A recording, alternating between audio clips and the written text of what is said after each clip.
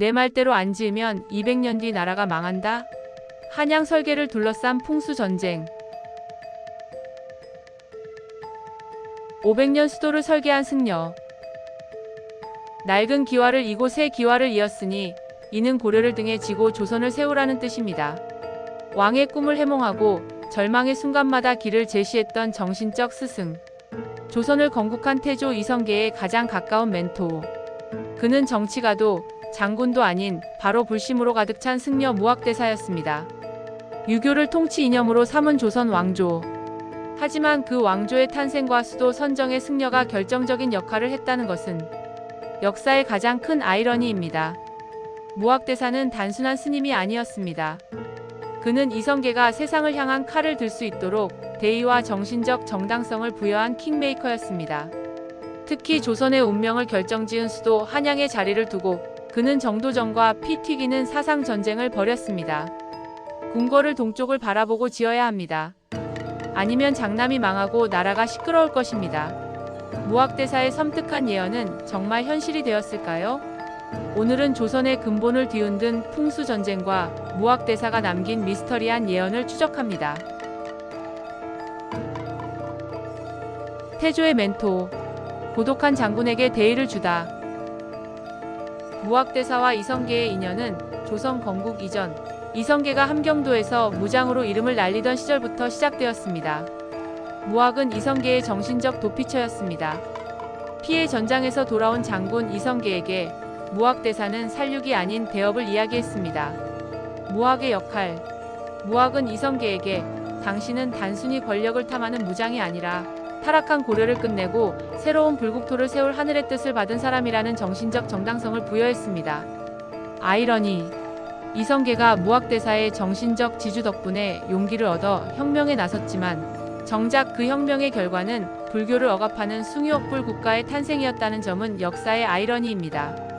고려가 멸망한 후 이성계는 새 왕조의 수도를 물색하는 가장 중요한 임무를 왕사인 무학대사에게 맡겼습니다. 무학은 불교 승려였지만 당시 최고 지식인들이 필수적으로 갖추어야 할 풍수지리학에 통달한 인물이었습니다. 그의 임무는 새로운 왕조의 운명을 좌우할 영원불멸의 수도를 찾는 것이었습니다. 수도 선정 배틀. 무학의 제한대 정도전의 반격. 새 수도의 물색은 난항이었습니다.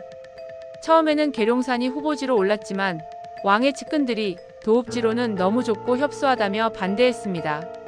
결국 무학대사는 수많은 산과 물을 돌아본 후 북악산과 인왕산을 낀 한양을 최종 후보지로 결정합니다.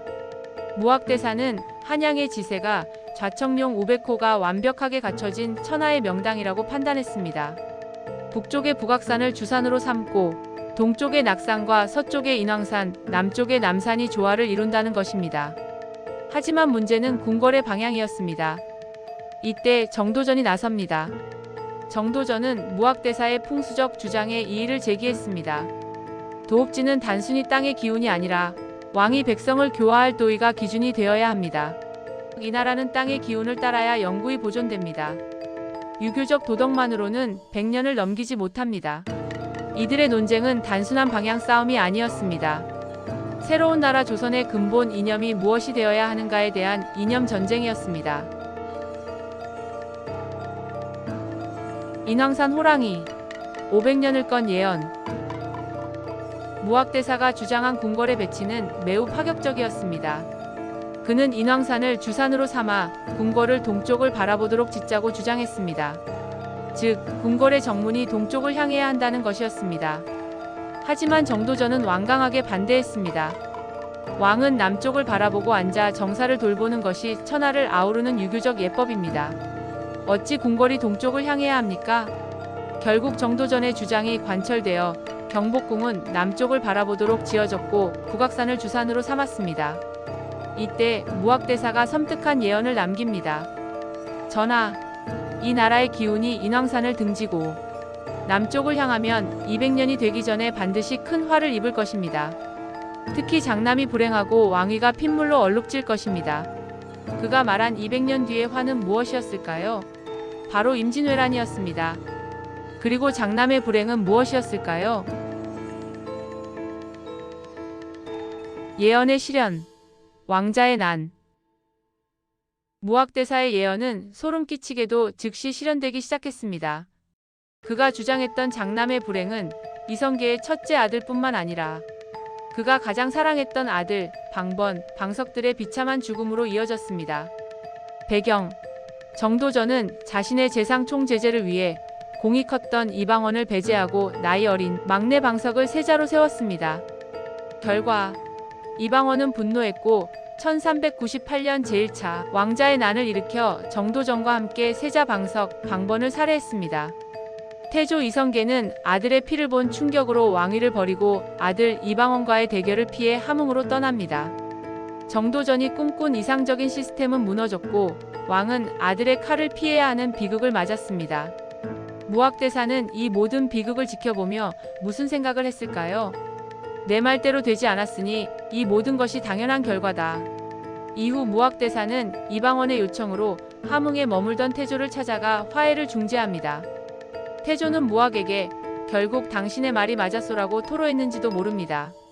태조는 무학에게 자신이 가장 아끼던 비단옷을 하사하며 감사를 표했습니다. 비록 궁궐의 방향은 정도전의 뜻대로 되었지만 이성계에게 진정한 스승은 무학대사였던 겁니다. 불교의 역설, 추앙받는 왕사, 박해받는 불교. 무학대사는 왕자의 난 이후에도 왕사로서의 권위를 잃지 않았습니다. 오히려 그의 예언이 실현되자 왕실 내에서의 그의 영적 권위는 더욱 높아졌습니다.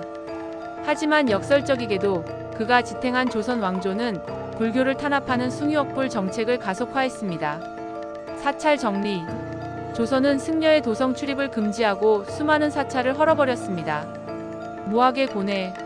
무학대사는 자신의 신념인 불교가 자신이 세운 나라에서 박해받는 모순을 견뎌야 했습니다.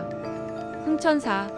무학대사는 태조의 지원을 받아 흥천사라는 대규모 사찰을 세웠지만 이것이 조선에 남아있는 몇 안 되는 불교 유적이 되었습니다. 무학대사는 자신의 영향력을 이용해 불교계를 지키려 했지만 거대한 유교적 흐름을 막을 수는 없었습니다. 그는 조선이라는 나라의 영적 아버지였지만 그 아들이 자신의 종교를 부정하는 모순적인 상황에 놓였던 겁니다. 무학대사는 1405년 태종 이방원의 통치기에 세상을 떠납니다. 예언이 된 풍수. 무학대사와 정도전의 싸움은 결국 정도전의 승리로 끝났습니다. 궁궐은 남쪽을 향했고 조선은 성리학을 택했습니다. 하지만 무학대사의 예언, 200년이 되기 전에 나라가 화를 입는다는 말은 소름 끼치게 현실이 되었습니다. 조선 건국 1392년 후 200년이 조금 지난 1592년 임진왜란이 터집니다. 수도는 점령당하고 나라는 멸망 직전까지 갔습니다. 풍수지리학적으로 해석하자면 인왕산의 험한 기운을 정면으로 받지 못했기 때문일 수도 있고, 정치적으로 해석하자면 정도전이 왕자의 난으로 비극적인 선례를 남겼기 때문일 수도 있습니다.